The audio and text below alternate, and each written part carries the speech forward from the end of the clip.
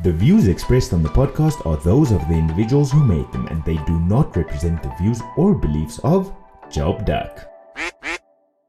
Hello to everybody listening out there. My name is Wussy and I'm coming to you from sunny South Africa. And I'm here with an unusual suspect this week and the two usual ones. But can our unusual one make herself known to the people? Hi guys, my name is Aimee. I'm from sunny Roatan, Honduras. Very beautiful island. It's good to be here. Love it. That's amazing. I'm Miguel from Colombia. Hi, I'm Andy from the quite raining city of Orizaba, Veracruz, Mexico. No. Yay! I have the best weather except for the island in Honduras, though. I feel like that sounds beautiful. Quite a good view, actually. Dude, that's amazing. Okay, well, thank you so much for joining us this week. And without any further ado, I've got a riddle for you guys. Are you guys ready for this week's riddle? No. Yes, I trained. I'm actually not ready, but let's give it a shot. Yeah. Let's go. Okay, here is the question. It's shorter than the rest, but when you're happy, you raise it like it's the best. Bars. What is it? In our brand new tradition, we are going to check out some really, really wacky news headlines from this week. So I'll go first.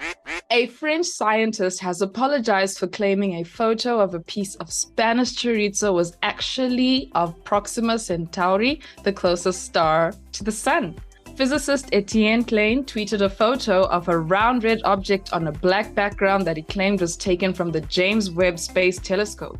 Less than an hour later, Klein posted another tweet where he suggested his followers beware of cognitive biases and noted that according to contemporary cosmology, no object belonging to Spanish charcuterie exists anywhere but on Earth. And a few hours later, Klein admitted that he posted the original sausage star photo as a form of amusement and tried to turn the prank into a teachable moment, saying, "Let us learn to be wary of arguments from authority." But I guess, well, you have never seen sausage as this. What? Damn scientists, they're playing with us and our minds. Can you send the picture? I'm a- really curious. It looks like a pun. salami.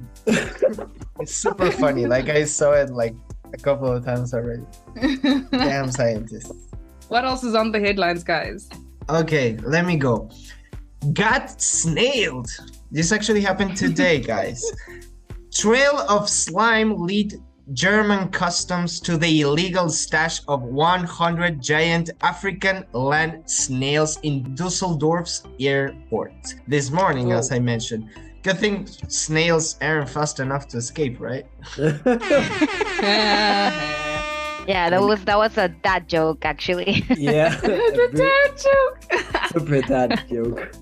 I have this one, and I picked it because it's close to my heart. Utah community attempts to build world's largest blanket fort. And I love this because it reminds myself of that episode of Community where they try to do a blanket fort. And that's it. That's most of it. Do you know how big it has to be? It has to be 10,000 square foot blanket fort. Oh, wow. Wow. Okay, so this news that I got, actually, I picked it up because of my daughter.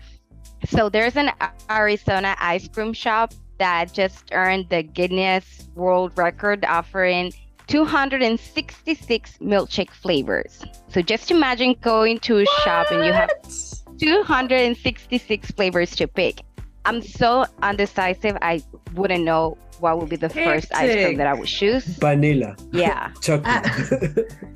Maybe, or chocolate. Yeah. That's an Arizona ice cream shop called Snowcap. So yeah, 266 flavors. Now we have to go. Okay, guys. Visit Snowcap if you're ever in Arizona. You will literally have endless choices of ice cream flavors to choose from, so much that it'll make you anxious and you'll leave and just go buy vanilla ice cream from KFC. Well, that's what would happen to me. Okie dokie. The world turns and the world turns and it keeps on going. But there is also another topic I'd really love to discuss with you folks, right?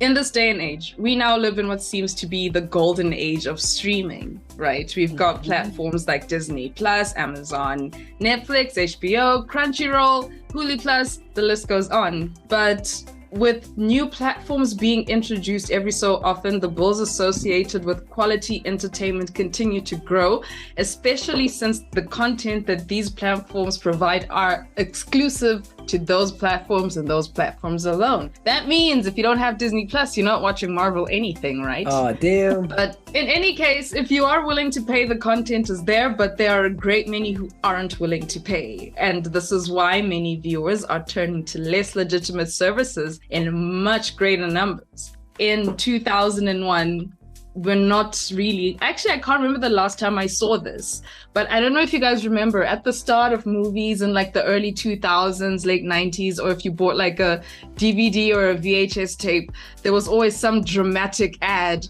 where someone's like, oh, you wouldn't steal a car? Yeah. You know, those yeah, anti-piracy ads at the beginning, but you know, the piracy never went away.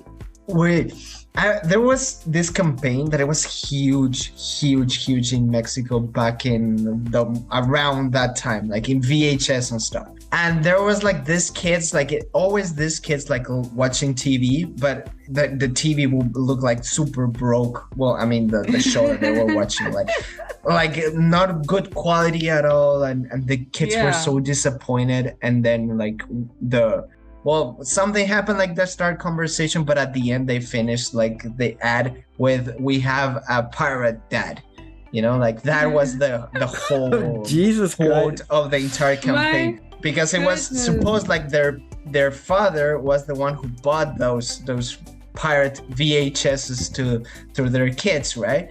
And the whole thing is like, you look very bad at buying like pirated like multimedia content and stuff, but you as a dad will look way worse, you know? And it was like huge.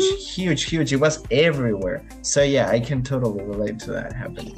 Yeah, I don't remember any campaigns here in Colombia about piracy. I remember one that it said like piracy is bad, but that's it. I don't remember much. Yeah. Neither do I. In Honduras, I mean, I'm guessing it's the culture in Honduras, but you can find in every corner like a person selling you different. I don't know why. Actually, I want to tell you a funny story. My dad used to be a huge fan of buying those movies. Like, he was a huge fan of piracy, actually. He's not longer here, so we cannot press any charges. Oh my god. Okay, well, there we go. But that's the thing. Like, when growing up, I all the time I lived in a very small town, and it was really complicated to get content non-pirate. You know, like everything was pirate, like especially video games. That was the thing that I used to buy when I was a kid. Like again, those cannot press charges. It was games. long time again. Yeah, and PlayStation 1 games, they were really hard to get. Statute of limitations, guys. Yeah, and that's where my point is. Like, in my case, when I downloaded music when I was young, it was because I didn't have any access to any of the type of music that I could not buy a CD. I could not buy an iTunes card. Yeah. I could not do any of that because I was living in Colombia. I didn't have I'm still living in Colombia, and I did not have the access. Thanks to the piracy. Nowadays we have the streaming services. The streaming services saw the opportunity to have this way, but if we only had one streaming service, it would be more than okay. But now everyone and their mom wants to make a streaming service, and they want us to pay because they'll be the only ones showing this. Yeah. And then we're further impacted by the fact that they want to release these damn episodes once a week. I love when episodes are aired once a week. I love that. Yeah, I agree. That's the old school.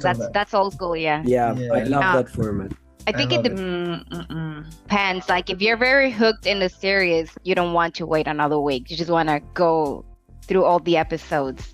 But I get you. You want to have that feeling of, oh, what's coming next? But I have to wait. And just like talking about this new show of Game of Thrones, you could see in different social media, everyone talking about the new episode, and they're having this fun time, like they sharing this experience at the same time. I'm not watching it. I'm waiting till someone reviews it and says, is it good, is it bad, and maybe then I Watch will be it. like, It's really good. Oh, it's good. But you love Game of Thrones, so I do. I don't do. know. I'm not a good reference, but it's way Yeah. better than the Rings of Power.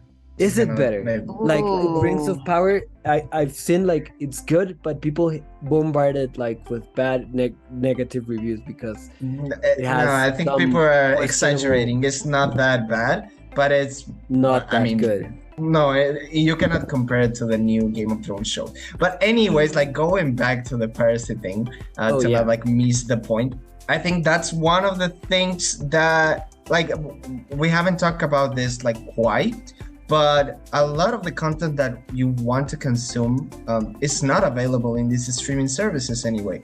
Yeah. Like it was like maybe 2 years ago or 3 years ago, and something happened due to like copyright and stuff, and it sell all the content to another streaming service because nowadays like they're Sony. racing like flies. Exactly. So like you Spider-Man. don't know where to watch your favorite things anymore.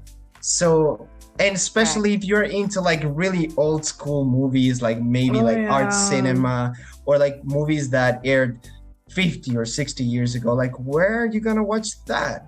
Yeah. And you That cannot- is really true. It makes it more appealing than ever, especially when you put it that way. That sometimes you want to watch some very specific things that are not readily available on Netflix or Disney Plus or whatever. But they are out there somewhere. And to get there, you need an internet connection and, you know, Yeah. the right website and the patience to avoid the onslaught of pop-up ads letting you know that a hot stranger nearby wants to meet you. And you're there. So Hey, but Oh if my that goodness. stranger wants to meet you, why would he lie? I mean, he seems fine, or they seem fine. I don't not know. not suspicious at At all. all. Yeah. How many streaming services do you have right now? I think it was Netflix and Amazon Prime. I have Netflix, I have Disney Plus, I have Star Plus, Paramount Plus. What's the other one? HBO Max. Once you have a kid, you have to have a bunch of streaming services. Yeah, Like they want to yeah. watch. Like for example, my daughter is a huge fan of Harry Potter, and that's only in HBO. So I have to have HBO in order for her to see Harry Potter. But then you have to have Disney for all the princesses. Oh, it's a mess. It's a Yeah. lot. Exactly. My budget is very tight. Here with my family, we share the different streaming services that we have. And I have Star because I wanted to see the live matches because I'm a FIFAs. And then I saw that there was good shows and The Simpsons. So it was really fun to watch them. But one of the issues that I have is I want to watch something like some old program that I saw that when I was young, something like Ranma and a half. I don't know how it's called in yeah. English. Ranma y medio, right? My medio. I don't have a clue. And it's super hard to watch in any streaming service. You have to see it like legally. You have to buy it through an Amazon, all the DVDs and all of that stuff. And now you have to find a DVD player to have it. And yeah, so Exactly. Yeah, same happened to me when I wanted to watch the first episodes of Doctor Who that aired like 50 years ago or something. You cannot find those anymore. no, You cannot. you have It's lost in space and time. to. I guess nowadays everything has come more handy. Like you can watch and stream several things in a more easier way. So we need to think about like also like the people who hold the copyrights, the people who can benefit from the art that are making. So kind of like understanding that in certain situations, like yes, piracy was a part of us in the past, like when we didn't have like when we weren't open to like all these possibilities as we are right now, but nowadays I think we need to like really take into consideration how effort each people are putting effort in their art and their content and honor it by buying it. And I agree. Yeah. in the first place. Video games as well, like with every contribution you make to a video game, such as like I play Minecraft, so every contribution that you make whenever you buy a video game helps people develop further solutions, updates, patches, and all these things that make the game worth, and if you don't pay, like, you don't get new updates, and that's sad, I wouldn't want to live in a world without like Minecraft updates. Why? So yeah. Whatever the case, whatever a person's opinions on piracy and whether they engage in illegal streaming and downloading, there is one thing which we need to remind everybody out there before we move on from this topic, is that piracy is super illegal, guys. Don't do it. Don't do crime. It doesn't pay. Okay? Before we take a break, I just want to remind you guys of that riddle, just to keep it fresh in your mind. Yes. The question is, it's shorter than the rest, but when you're happy, you raise it like it's the best. What is it? Stick around to the end of the episode to find out. If you speak English and you don't have a job, go to jumpdoc.com and try it out. Job Doc. Okay, guys. Now we are going to talk about some things that happen at home and not out there on the internet, or kind of on the internet because you're working from home and it's online. But there is one thing we hear over and over again, which is that people want to work from home so they can be with their families, particularly people who have children.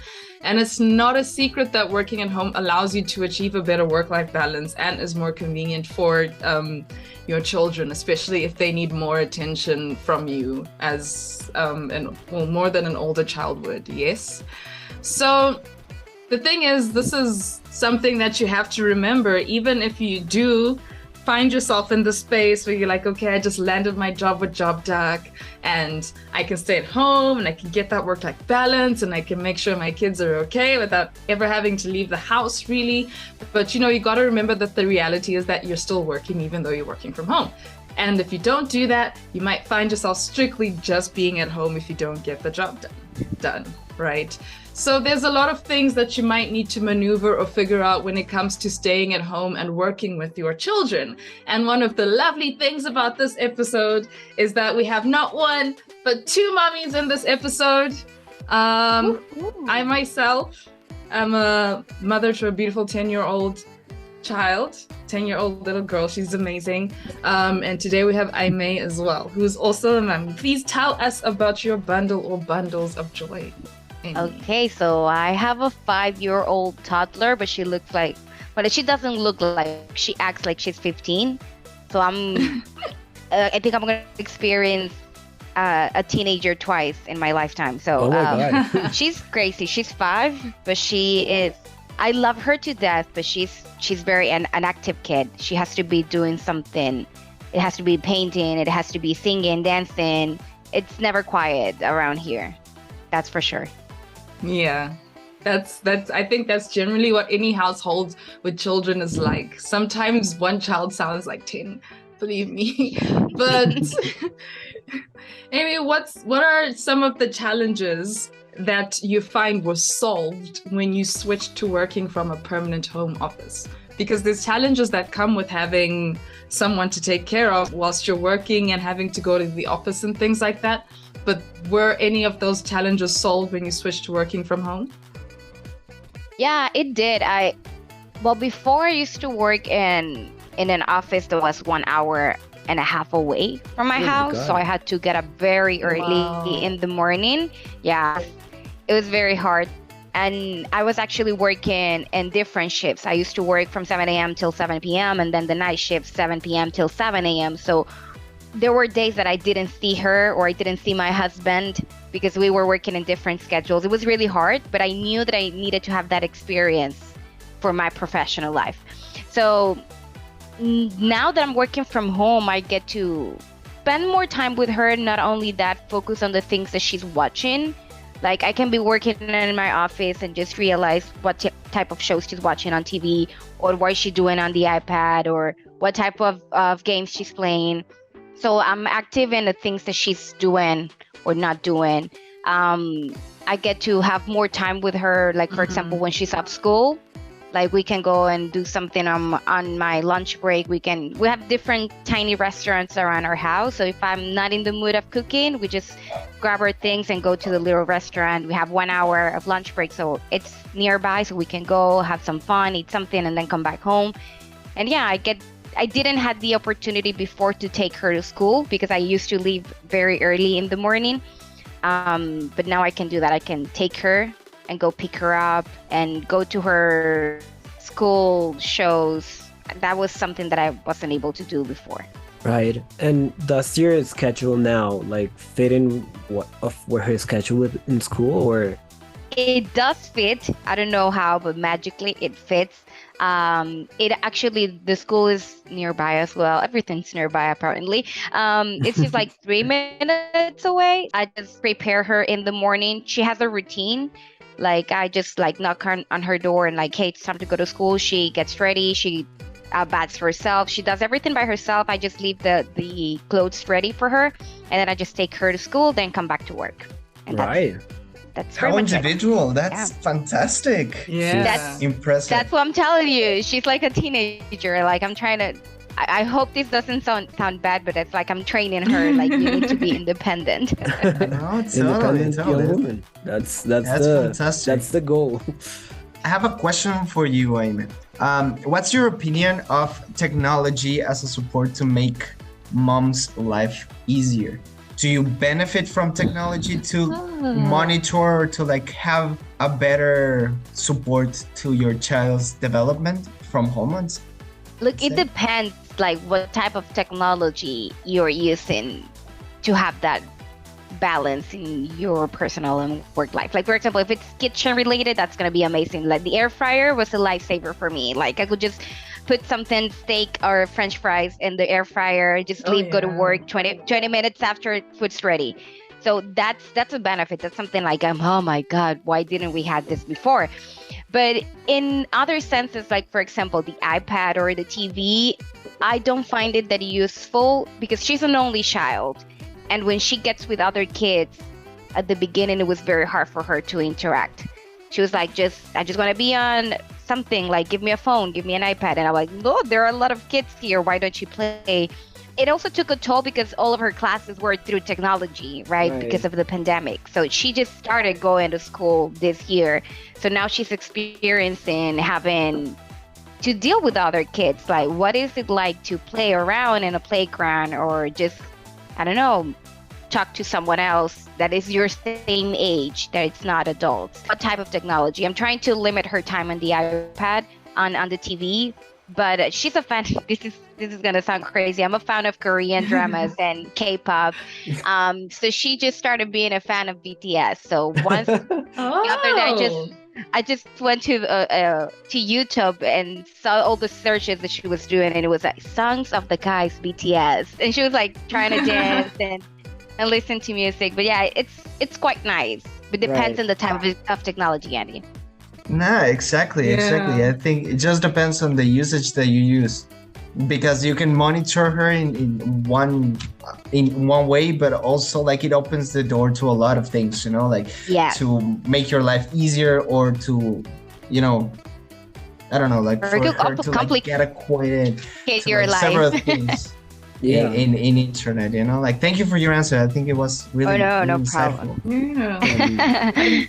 We also can see that like how the pandemic affected the social interaction from the kids, that we're not used to having that interaction with the other kids because of everyone was staying at home. I think those are called like pandemic babies or something like that. Yeah. And that takes a big toll. Like I don't have a son or a daughter. I have nephews. And like they had a big change because they were super active then. Now they're active, but they are not as active as before because of the pandemic. Like they used to not go out. They lived in a building, and that takes a toll of them.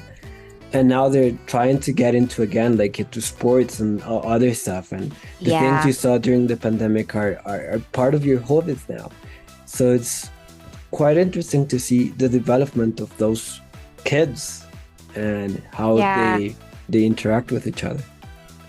It's hard, you know. She was 3 when the pandemic started. So she didn't know what was going on. Like it took a toll on us as adults. Like just imagine what it was for a kid, right? To be just in their house, not going anywhere, and then having to have classes through a computer. It was difficult, but I think they got used to it very quick. It was more difficult for us as adults than them.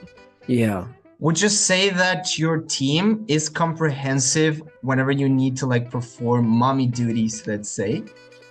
Oh, yes. I think we have a bunch of moms in the team. So we had someone who was pregnant when she was working, like, and then she had her maternity leave, and then we had her baby like going around in meetings, like we could see him.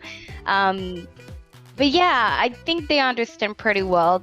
Sometimes Emma pops in when I'm in a meeting, just her head and saying hello.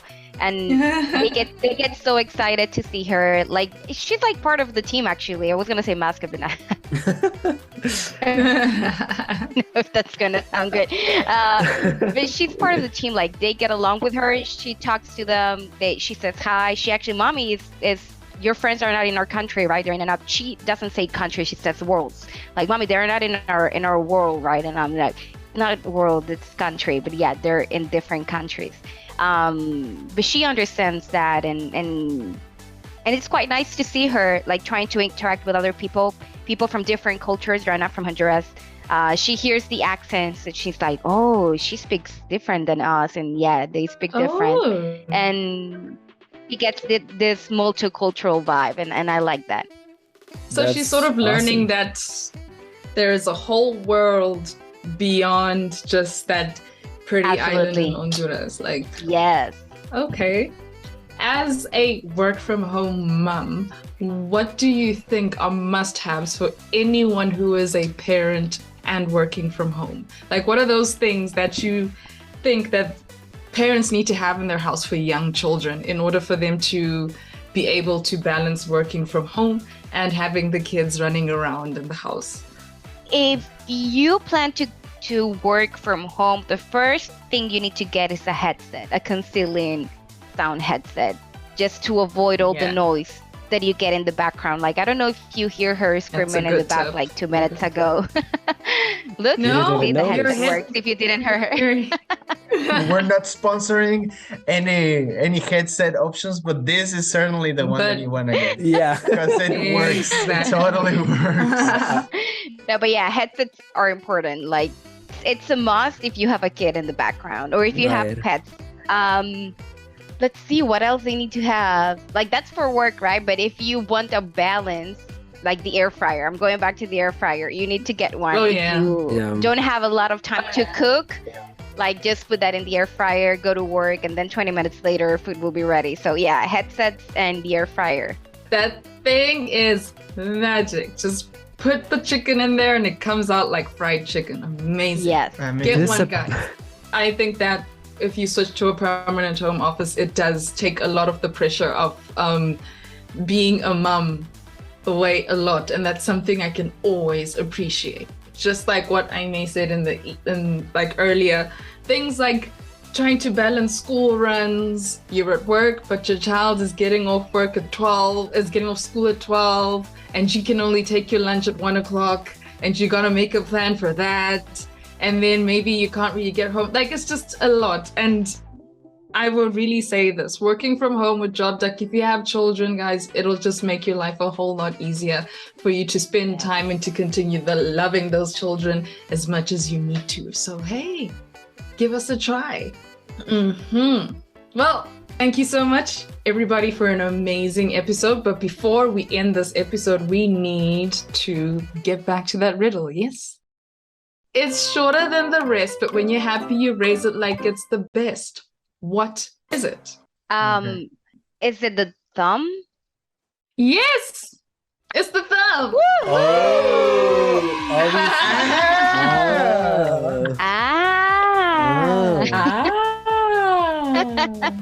Well, there you have it. We had a riddle success. Amazing stuff. As one of our favorite JobDuck people will say, amazing. If you know who says it like that, write it in the comments. Tell us who says amazing every time.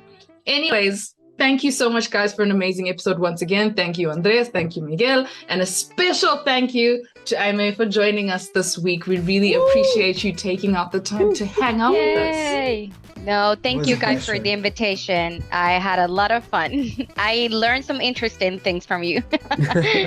Okie dokie. And to everybody listening out there, if you want to know more about JobDuck or you want to apply to one of our positions, please visit our website at www.jobduck.com. You can also hang out with us on social media. Find us on Instagram at The Job Duck. Search for us on LinkedIn and Facebook. That is also The Job Duck. On Twitter, we are there as @the_JobDuck. And we are also on TikTok, also The Job Duck. Our brand ambassadors follow their account. Brand ambassador, well, Job Duck Daily, I think. Am I right? Yes, that's the one.